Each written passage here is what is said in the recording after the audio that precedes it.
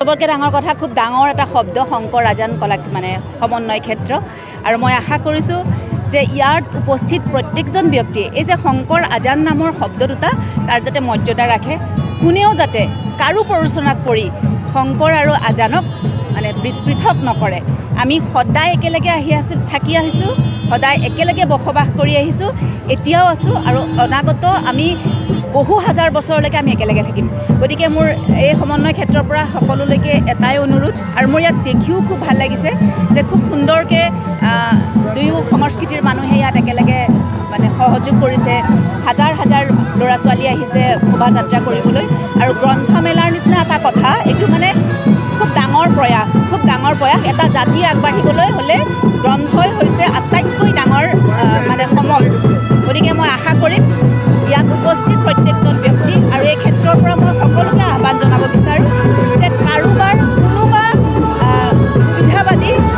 কোনোবা স্বাৰ্থপৰ মানুহৰ স্বাৰ্থৰ কাৰণে যাতে এই শংকৰ আজান নামৰ দুটা শব্দৰ মানে বিভেদ নহয় কেতিয়াও যাতে নহয় সকলোৱে সকলোকে সন্মান কৰক আৰু নিজেও সন্মান সহকাৰে জীয়াই থাকক প্ৰত্যেকটো ধৰ্মৰ মানুহকো খুব সন্মান সহকাৰে জীয়াই থাকিবলৈ দিয়ক बहुत बेसि ভাল লাগিছে আসলতে আমি বিভিন্ন ধৰণৰ অনুষ্ঠানত আমি জড়িত হৈ থাকোঁ আৰু এখন গ্ৰন্থমেলাত ইমান বেছি ৰাইজ হ'ব বুলি মই ভুলতো ভবা নাছিলোঁ মানে অথনি আহি পোৱা প্ৰায় এঘণ্টামান হ'ল তেতিয়া যি আহি আছে এতিয়ালৈকে শেষেই হোৱা নাই আৰু গ্ৰন্থমেলা আজি আমি প্ৰথম লাইনত থাকিম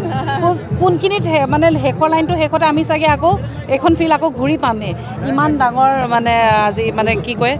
যাত্ৰা বহুত বেছি ভাল লাগিছে আৰু মোক ইয়াত নিমন্ত্ৰণ কৰাৰ বাবে ধন্যবাদ আৰু আশা কৰোঁ আপোনালোকৰ এই জয়যাত্ৰা এইবছৰ 9 বছৰ হৈছে আৰু এনেকৈ বছৰ দিন ধৰি হৈয়ে থাকক আৰু খুব বেছি ভাল লাগিছে ধন্যবাদ অভিনয় জগতৰ লগত জড়িত বহুত ঠাইত আপোনালোকে যায় হয় হয় পৰিৱেশ আপোনালোকে দিছে বৰপেটা জিলা এখন ভিতৰৰ অঞ্চল হয় হয় এই অঞ্চলত এনেকুৱা গ্ৰন্থমেলা 40 লক্ষ টকাৰ ইয়াতে গ্ৰন্থৰ ব্যৱসায় হয় প্ৰতি বছৰ হয় মানে সেয়াই কৈছোঁ বহুত বেছি ডাঙৰ মই ইমান ডাঙৰকৈ অনুষ্ঠান আছে বুলি মই ভবা নাই আৰু